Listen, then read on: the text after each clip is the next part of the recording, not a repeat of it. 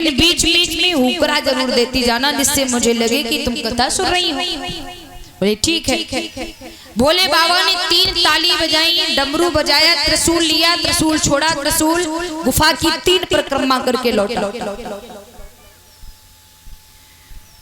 बाबा समझ गए कि जो भी पशु पक्षी से सारे भाग गए, अब इसमें कोई नहीं है।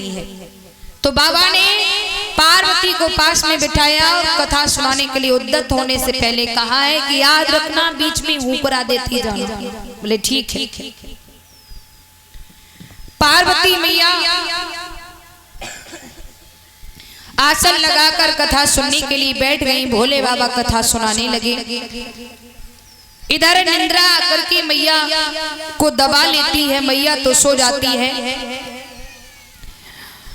और वही तोता भोले बाबा कथा सुनाते समय कहते हैं पार्वती ऐसा हुआ, तो तोता कहता है हूँ। आज भी देखा होगा आपने, तोते का जो हुकरा होता है वो लगता है कि हम मनुष्यों का हुकरा है। और जैसे ही भोले बाबा कथा सुनाने लगे, पार्वती जी सुनने लगी। पार्वती को तो निंद्रा ने दबा लिया और हुआ ऐसा फिर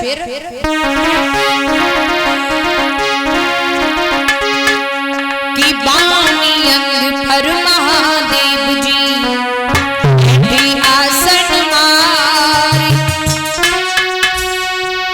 और अमर कथा जब लगी सुनानी, और गौरा गोत्र पुरानी उमा के पड़ गए सोता, हुकरा दे रो तोता, उमा के गए सोता,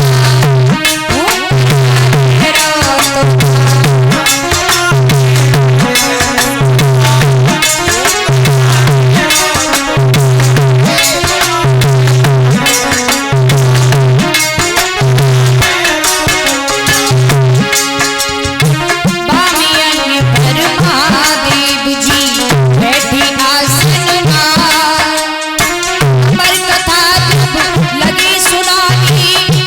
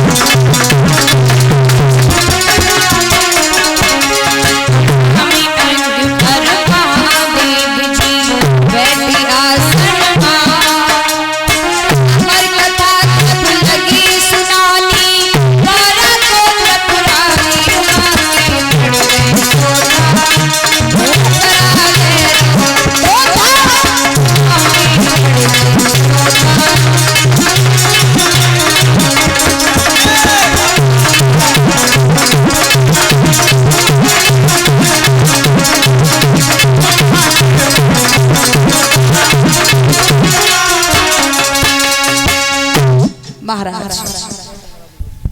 भोले बाबा कह रहे हैं पार्वती ऐसा हुआ, तो तोता कह रहा है हूँ।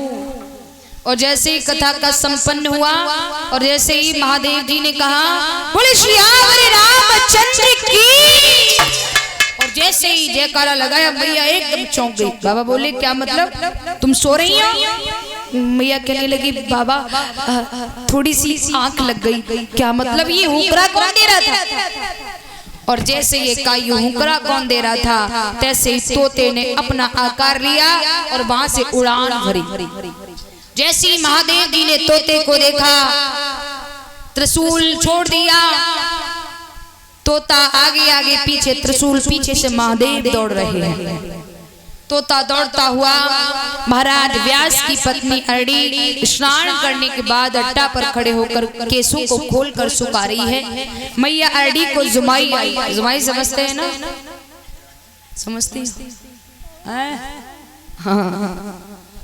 और जैसे ही जुमाई आई तैसे ही मैया ने मुंह खोलकर जुमाई ली, तैसे ही तोते को मौका मिल गया, सूक्ष्म रूप लेकर मैया के मुंह से अंदर गर्भ में चला गया।